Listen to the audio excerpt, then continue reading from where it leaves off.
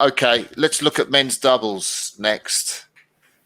So, a fantastic race in Lucerne between gold and silver in Linz in 2019. The Chinese and the Irish. What do we think? Who's around? I think if you'd have kind of looked at this race over the course of this season, 2021 season, you'd say this is the hardest race, that category that we've had to predict. With all the entries, they're so strong, and the podium's been up and down. The French have kind of come in, gone back.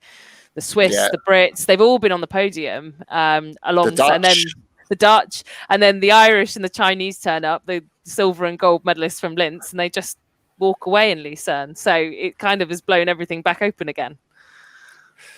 Yeah. Have you got any thoughts on men's doubles, Adam?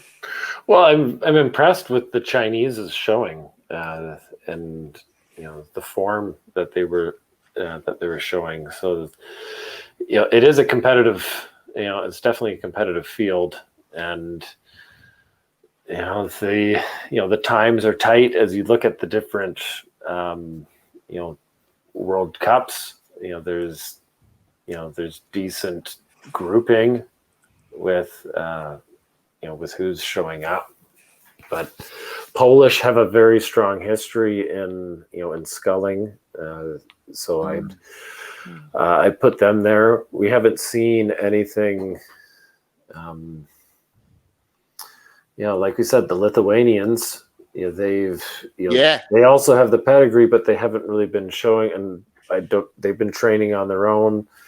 The Kiwis, I haven't seen anything from them.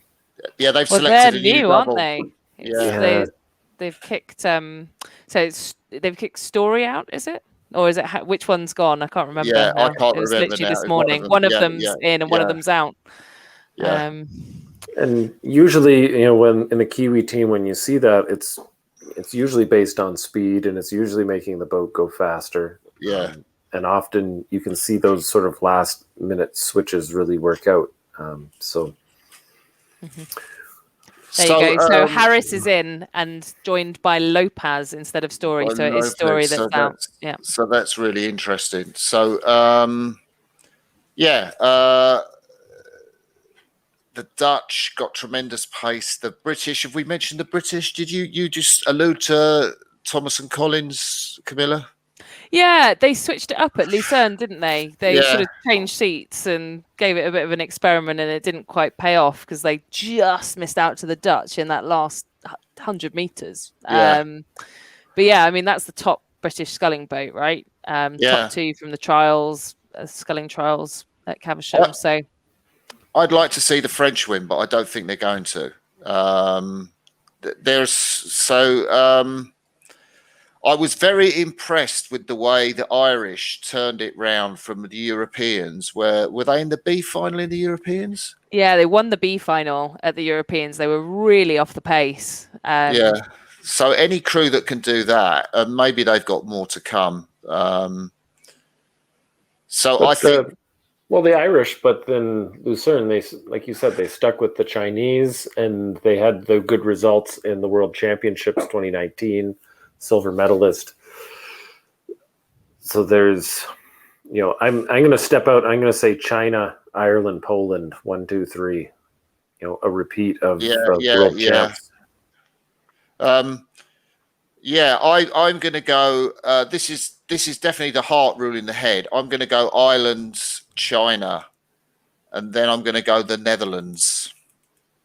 Just because I think they've got that sprint through in the second 1,000. I'd like to see France win, but I don't think they will. What about you, Camilla?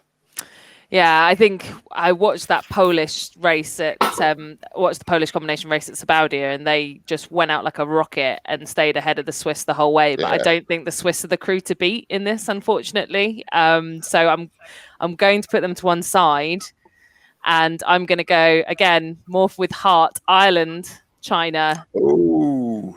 And then I'm going to go for the Dutch as well, Martin. I'm going to go for the same as you actually with this one. That's pretty cool.